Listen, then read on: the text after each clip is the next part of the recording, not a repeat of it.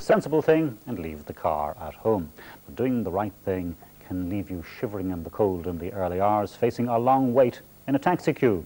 Now, for years, the taxi drivers have blocked efforts to issue more licenses, saying that this would mean they'd simply earn less money.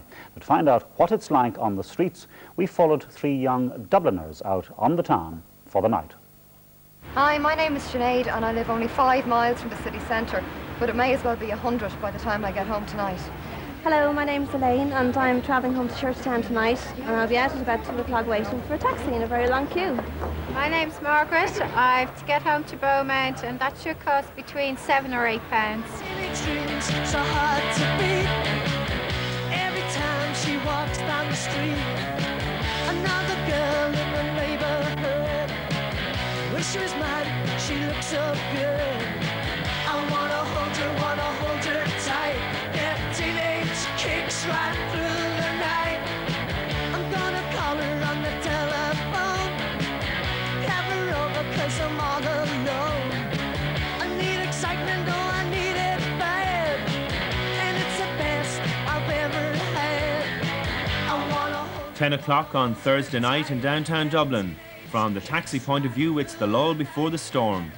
If you leave it till after midnight, getting a taxi home can be quite a battle. Well, there's usually a huge queue. You could be waiting an hour, at least an hour for a taxi, you know. Does this mess up people's nights out, do you think, Margaret?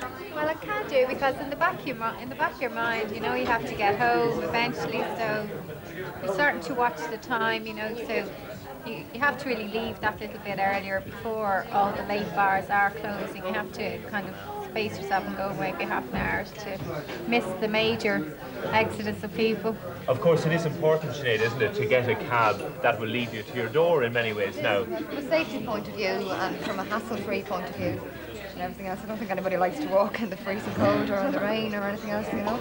But I mean, I certainly wouldn't walk home now. I would have when I was younger, when I didn't have a bit more sense, but I'd never walk home now. And, Elaine, have you had bad experiences where you've had to wait in the rain for a long time? Dreadful, especially at Christmas time itself. I've actually waited up to 2 hours. Up to 2 hours? Yeah, I have. For many people, hackneys are the answer. Hackney cabs can't stop at taxi ranks or apply for hire in the street. You have to phone up. Well, from the Hackney point of view, we want the people to rebuke us. There's a number of walk-in offices around the city. There's a number of Hackney offices all over the city, out South County Dublin, Dunleary, Dundrum, Clondalkin, Tala. And it's a local service.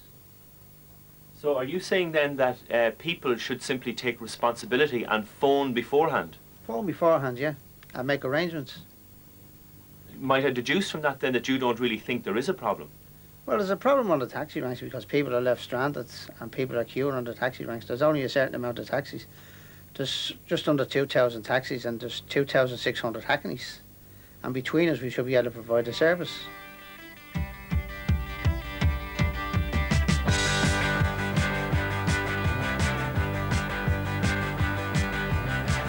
next time. We'll have to do better. I gotta get up. I gotta get up. I gotta get up.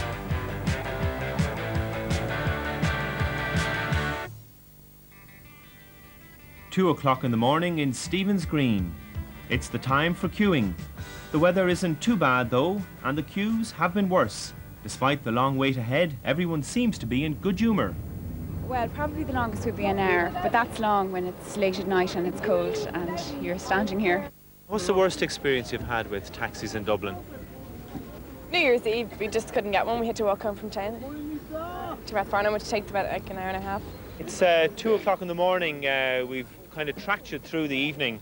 Elaine, a bit annoying to end up like this, I think, in a queue, isn't it?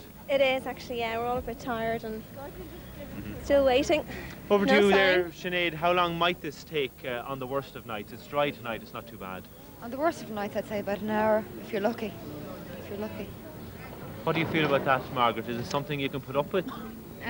No, no. We're lucky tonight because it's dry. It is cold, but it's not. It's not raining, so it's not as bad as it could be. All's well that ends well. After a bit of a wait, Elaine, Margaret and Sinead got home safely.